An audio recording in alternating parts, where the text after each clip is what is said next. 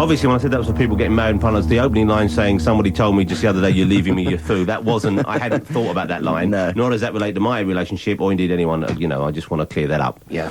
We've got Rob Brydon with us, ladies and gentlemen, and that's a treat for all of us because he is not only one of the biggest new stars on television, he's also a genuinely likeable young fella, and he's wearing corduroy trousers. Yes. Like me. However, I have topped him because mine are reversible, and I believe yours are just those old-fashioned cords that people don't buy anymore. I could reverse them. You could, but then it would be clear you were wearing inside-out trousers. I know. You've got what I would call a Bedford cord, which I classify as a very thin cord. A needle cord? Yeah, a needle cord. I'm wearing a traditional cord, what I tried to say was a Woody Allen cord. And then Andy said you want to avoid the jumbo cord. Yeah. Yeah, or the elephant. Elephant cord, I thought it was called, but They probably called it jumbo and your way because the elephant's got too many syllables in it.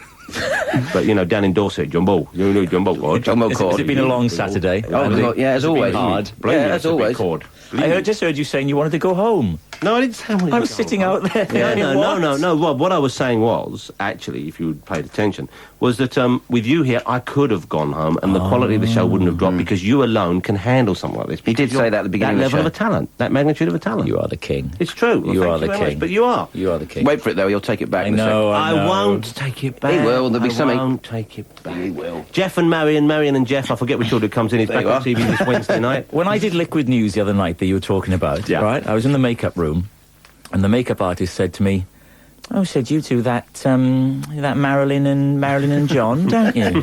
And I said, "Yes." She said, "Right." She said, "Well, what do you do during the daytime? I mean, what sort of things?" I said, "Well, I'm an actor." "Oh, right, all the time. I see, right." So I'm fighting the temptation to be a little bit acerbic back to her. And I said, "What about you? Is it makeup?" She said, "Yes, makeup related. I do a bit of face painting." Oh, I thought I was going to come out looking like a friendly tiger. Well, I watched that show, and you did look a little bit black around the eyes. I think she's gone heavy on the mascara. Yeah. But Marion and Jeff is a great hit show for you. Thank you. It is fabulous stuff. And are these back to the original idea, which was like just a 10-minute long? Well, it's the original idea, and we're back in the car with him with a single shot, but they're half hours now. Ah, that's quite a challenge, I would have thought. Yeah, it was. What helped us, though, was that with the first series, we re-edited. Hugo re-edited the first series. Hugo Blick. Mm-hmm. Here we go. We're back to Hugo Blick. We're back to this. He re-edited those to half hours anyway, and they'd worked. Right. But I was a little bit sort of shy of this, and what clinched it for me was watching one of the old 10-minuters, and when it got to the end, I felt a bit shortchanged. I felt a bit like, I hardly got into its stride. He's one of those people who likes watching himself. That's what No, it I is. don't. He likes sitting at home. I bet you make people watch stuff with you. I used to, but I don't anymore. I did used to, honestly. Hats off for admitting it. Yeah, it's true. When you're trying to get somebody, you're going, like, I want to make. Look at this. What do you think? What do you think of this? Yeah. And now it's just like, oh God, no, I can't. Too much. Yeah. Steve Coogan, apparently, he still forces people to watch him and things. Steve has seats in his house with straps on the chairs, and you think it's a sex thing. It's not. Yeah. He actually straps you down. The TV pops up out of nowhere, Bang & Olufsen, and you are subjected to everything Which from is kind Saturday Zoo all the way up to the present day. All the way down to the present day. All the way up to the present day. It is kind of a sex thing for him then, because that's how he gets off with his watching I'm people not watching going there. him. I'm not going there. So what else are you doing, though? Because the Marion Well, and I'm Jeff touring can't as take well. long, really. Yeah, we can't take long. You're doing Marion and Jeff on tour? Yes. Now, this I'm excited about. You were going to come and see it in London, and what a surprise! Well, because it was... What a surprise! No. Rob, it was Sunday night. I know. Okay, Sunday nights is hard. It's precious time. It's hard for me. I understand. No, we're touring it. We start on March the 6th in King's Lynn. It's a live 90-minute show of Keith. It's coping with divorce, basically, making divorce work. He talks about his own divorce. He talks about celebrity divorces. And then at the end, we have a lovely counselling session where members of the audience can ask him questions. And how did this go when you tried it out live in London? What sort of questions came your way? Odd ones. The one I always remember was, do you approve of same-sex marriages? Where's that come from? From a gay person, I imagine. Possibly. Yeah. What it depended on whether you had a student-y audience or a student-y audience, I think, just out and out like the humour of it. But they can't really relate to it because they haven't yet had the heartbreak of a failed relationship. The more middle-aged people sit there almost with tears in their eyes. Oh, dear. In between the laughter. In between the laughter. Yes, but the laughter and the tears. Yeah, quickly added that. But that's nice. I mean, that's the sort of stuff which I admire. No doubt that's the sort of stuff you aspire to doing, the stuff which can actually touch people and make them think and make them feel real. And, you know, the characters are born of a kind of reality. You know, Well, they're not based hopefully, on- hopefully it's a for the live show and the the television achieves this definitely. You know, is that you feel for the character, you become emotionally involved. I mean, Hugo describes it as a drama with a few laughs. You know, and with the stage show also, I would hope that people would feel it's a full night, it's a proper theatrical sort of evening. Well, but this is remarkable that you do this because, of course, you know, you for years you were labouring away on Radio Wales. Yes. Late at night, and now Yes. suddenly, look at it, one-man show, palm of the hand he has the audience. Yeah, he does. 90 minutes on stage, nominated for 4 Grammys. Yeah, we got one in the country music one that slipped away, which Yeah, it's a shame. Wales, Wales. you don't live there anymore. Not anymore. Do you go back much? Yeah, I'm going back next weekend. Now, how bizarre that you're on the show. You know what I found myself watching just the other night on TV, on Digidoll? Yeah. I don't know why I was watching Digidoll. Oh, Digidoll, is that the I Welsh had one? Digidoll on, it's the Welsh digital channel. I found myself watching Pobl Cwm. Yeah, I found myself watching it last night. The opening titles make you feel a bit queasy because I it's missed all an the aerial beginning. shot. And, but I noticed something. A lot of men with beards. Ah, as Welsh, see? Is it a Welsh thing, the beard? Yes. An awful lot of men with beards on. Wear a beard, it marks you out. It's, you know, more beards, even some of the women. Yeah, some of the women. I'm not saying. I got to go back next weekend. But it seemed like a good drama to me. It's been running for years. I think it's about But it was 25 nice to years. hear the Welsh language spoken. Yeah. Do you speak any Welsh? Nah, I can say beth yr amser, which is, I think, what's the time. That's not and I think Caech y Drws is shut the door. And I noticed, I'd never really paid much attention to Welsh because I haven't really heard it spoken, but I've noticed that there are anglicised words that creep in, rather like in Japan. Oh, yeah. You get English words and American words creeping in, so you'll be going, haircut. Yes. Yeah, it was stuff like that. And so some of it I understood. Yeah, I figured I could probably get by in Wales. You can get the gist. I always remember when I was a kid growing up, Game Pel Droid is football, and Abertawe is Swansea, and John Toshak was the manager of Swansea for all they had some success. I can have Game Pel Droid, Abertawe, John Toshak, a bit over the moon, have I? That's all you need. That's all you need. So I knew they'd won. It's fantastic, though, isn't it? Are you tempted to learn Welsh? I don't have a very good brain for learning things. That's just laziness. No, it's not. I genuinely don't. I don't understand how people can learn things. But I think I'm beginning to get quite passionate. I think the Welsh language must not be allowed to die out. Well, it's not. It's very active. They make tons of stuff on S4C. Yeah, but here you are, Welshman, and you're not even trying. There's no excuse. Okay. It's out and out laziness. Are you going to play any Elvis? What's that got to do with Welsh? I'm trying to change the subject. Well, you should be learning Welsh. Don't change the subject. Answer the question, Brydon. We've got Welsh listeners who are now Andy, thinking, Ross is right, Brydon's help lazy. Why is he being Help lazy? me. If Hang I on, were I'm just you and he loading comes it up. back, you know what I do? Torch his car. That's what I What's he do. doing? I'm not one to What's he incite doing? racism. I'm not one to incite violence. But Brydon has shown himself to be a Welsh hater. Well, I quit my job down.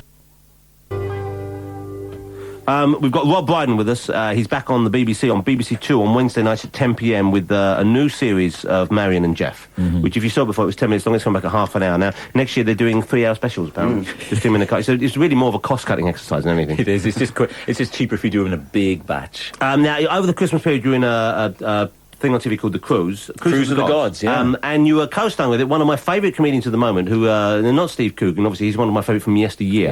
Yeah. Does he still do comedy, Coogan? I I'm don't not know sure. if he does. Doesn't really do it so much anymore, does he? I'm going to visit him on Friday. You Yeah. can visit on Fridays. Well, yeah, it's near, looking out of the sea. And It's lovely. It's a nice spot. but you're with David Williams. I love David Williams. Now, He's the David funniest Williams man. is a very funny comedian. Yeah. His real name is David Williams. I know. But someone else had Williams when he signed up on, to be an actor, so he just changed it to Williams. Yeah. Which is just inconvenient. Some people call him Walliams, which I think is just an out-and-out insult. So I always say Wally. What do you say, Walliams? Well, I prefer to pretend it never happened and just call him David. Oh, right, okay. Williams is a silly name. Williams is a silly name. He's the funniest man. When we did Cruise of the Gods, we all got off on this island called Santorini, and to get up there, there's a very steep cliff, and you can either go up on cable car on these very poorly looked after donkeys. So we went on the donkeys, and we're going up the hill, and David just, he just goes into Frankie Howard, and he's on there going, oh, it's an experience. Oh, I've never seen so many donkeys. Oh, yes. He is like someone who should have been in Carry On movies, I feel. He's a man out of time. He's an odd hybrid of Kenneth Williams and Frankie Howard with just a little bit of Hattie Jakes in. Yeah, but the funniest guy. He's got a new show coming up, which I shouldn't really be plugging, but I will. Little Britain. Little Britain. When's that starting? I think it's on the launch night of BBC Three. That's a very funny show. My children have seen the pilot of that, or certain edited highlights. Seen the Scottish chef? The Scottish chef. Beware the egg. It's a very funny character. You see, now this is what you should be doing. Something memorable. I that know. people I've can quote asked back him. at. I've asked him, and he, Here's while we're talking about people in the comedy fraternity whom we know, you will know, of course, Graham Linehan. A little bit. Okay, Graham Linehan is also a friend of David Williams. The people at home can form this called Odd Network. He's an Irish writer who wrote Father Ted. Yeah. And he wrote the first series of Black Books along with Dylan Moran, and he's working on a new thing for himself now. An odd thing happened to him this week, which I feel I can tell you about because it was in the Irish newspapers. He got a phone call from Maurice Gibbs people. God, yeah. Apparently Maurice was a big fan of Father Ted, and they phoned him to let him know that Maurice had been buried holding his copy of the Father Ted script. Signed You're by not Graham. serious. Oh, yeah, apparently so. Are you serious? He said he didn't quite know how to react when he was told this on the phone initially. Are you serious? Yeah. I love the Bee Gees, of course. Do you think he's buried with it because he doesn't know it's a comedy and he thought that might be a quick way into heaven? It's got 3 priests in it. It's got to get me in. Have you ever interviewed the Bee Gees? No. They do. I mean, I love them, but they can be. There's that borderline of. Let's face it, my chance has gone now, of course. Well, that's true. Yeah, we're not going to be called the Bee Gees. That has gone to history, but. We will continue together as a crime-fighting force. Poor fellows, they're going through it. I feel very sorry for them, and I do think they're savagely underrated. This isn't the time to talk about it, but I do think it's remarkable. They still get press saying, that they're a joke. But a great impersonation you did there. Thanks very much. Now stop it. Goodness someone, the guitar tech or something. I don't know, someone involved with the band? There's no need for that sort of personal sniping. I don't know what he did. He kind of does the voices. Yes. They're normally... What Rob needs to do, if you don't mind me saying, he needs to start by saying, hello, Lulu here, and then do the voice. Like Mike Yarwood used to. Hang on, who's this coming along? Gosh, it's Hugh Grant. Gosh, hello, excellent, sir. How are you, yes. You do the voices great, though. When I want to make the effort, Jonathan, but not if I'm going to be ridiculed. Yes. That's a great talent. He does a good Tom Jones as well. Now I'm telling Tom. That's all you ever do. Tom. But no, I've copied Rob. I know how to do it. Thanks to Rob. He's Go on, probably ladies, Wyclef. The king of bling himself, Tom Jones. Let's have another... What are we playing now? Well, you know what I grabbed? Because Rob is a fan. There's a new single by Robin Gibb. Oh, please. Have you heard it? Please. Yes, I have. Is it any good? Not bad. I fear for this moment. No, I'm not sure whether we're going to do this. We can play this, though. If you're going to play Bee Gees, play something Bee Gees. I mean, I wouldn't mind a bit. Do you want to hear this? What is this? A new single by Ed Harcourt. Okay.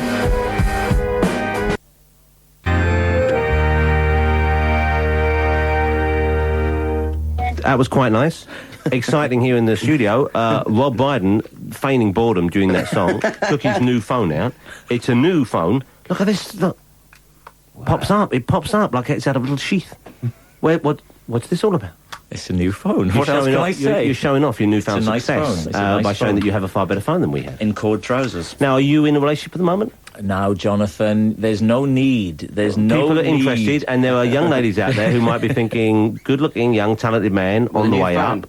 People like Alicia Duval, people out there, Jordan, they're looking for love and romance. They're looking for kiss and tell stories. You look to be, I think, ideal in that market, unless you're with someone right now. Well, all I know in my heart is that I'll probably never find the happiness that you and Andy have found in a variety of different ways, and I would be a fool that you and Andy have found. You managed to work together, that you have the whole home setup going on. We work together, we live together. We play tennis together. Yeah, and we cry together.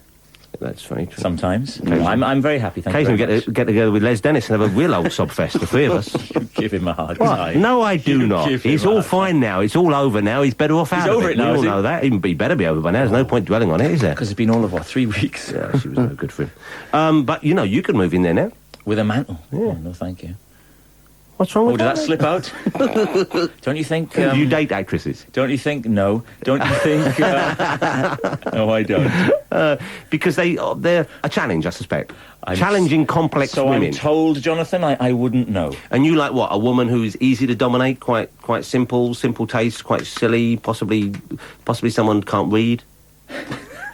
That's what you look for. I'm so nervous of getting into this. So you must be dating someone at the moment, then? Well, that's a distinct possibility. Well, what's wrong with you? Why don't you open up a bit here? Share with us. Well, I don't want to lose the pink vote, do I? Well, the gay people, yes. You haven't got that. They're all out there as well. You're not good looking enough for them. No, I'm very happy, thank you. There is a young lady. Good, I'm pleased to hear that. Because you've met her, you blooming... Is that the one who was at the Comedy Awards with you? Yes. But you told me that didn't go anywhere. No, that was the year before. Oh, I see, another one. Yeah. Oh, okay. Because she was a cracker, the one the year before.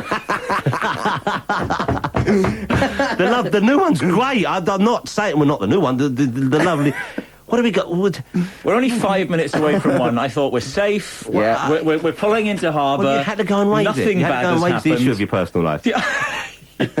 I like your top. What is that top you're wearing? Vivienne Westwood. Oh, you and David Walliams. He's a Westwood freak. He loves it. Pete, this is not of interest to Alice. It's of more interest than the new one, the old one. If the top was reversible, sure, then we'd be talking about it. As it is, it's just bog standard, and frankly, falls short. I suspect Rob will be one of those people who is going to have huge success in cinema in this country, which very few people... Yeah, I Why think do you so. say that? Because I think you've got the talent. Good Lord, and you've thank got you the very ability much. to do it. It's very nice. You know, and many try and many fail, but I think you could do it, and that's presumably is where you're heading. Yeah, I'm writing a film script at the moment, romantic comedy about a chap that comes up from Wales. A rom-com, as we call it. Yeah, you know how easy they are to get right. That's a horrible phrase, rom-com, though, isn't it? Yeah. And this will have you as the young chap from Wales. Me as the young chap, that's the only thing I can be sure of. And But not so young anymore, though, really. That's you know, I'm 37, I'll be 40 in 3 years, obviously, and you do start to think, hang on a minute, if I don't get this thing made quite soon... But Hugh Grant, he must be 42 or 3 now or Yeah, something. but he's got boyish good looks. He's great looking for his age, He's isn't he? fantastic looking, yeah. I have a more kind of weathered appearance, appealing to the sort of lady who likes a weathered look. You're craggy. I am very You've got craggy. the craggy good looks of, like... I tell you who you remember. Dale Winton has a craggy good look. Like, when I think of you, I think of Dale at the same time. Although, obviously, you haven't suffered the Botox abuse that he's endured. He's got a great face, isn't he? He's got a great face to put your feet on. I always think he reminds me of those footwears you can buy if you go to Tunisia. You know, there's that kind of... It's a slightly red-hued leather. I must get a new sofa, you find yourself. Yeah, you think, hello, Dale, good to see you. I wonder if World of Leather's open. Lovely man, though. He's a fantastic He's a lovely bloke. guy, I just yeah. wish he wouldn't only call me when he's in the bath. Is that true? Lovely boy. I get the call, I tell you, my heart sinks. We're going to play, I suppose, another track in a minute. Well, we're finishing now, so if you thank Rob... I'm busting for a wee as well. Right, I if hope you that thank doesn't Rob, show you in can... the voice, does it? All you've got to say is the news at the end. We're Well, playing before we do, Jonathan let's just remind people, Marion and Jeff, starring the immensely talented and likeable Rob Brydon, is on BBC Two Wednesday night. Is it 10 o'clock, am I correct? 10 o'clock, Jonathan. 10 o'clock Wednesday night. I shall certainly be watching. If you're not watching, I want an excuse written by your parents on my desk next Saturday morning.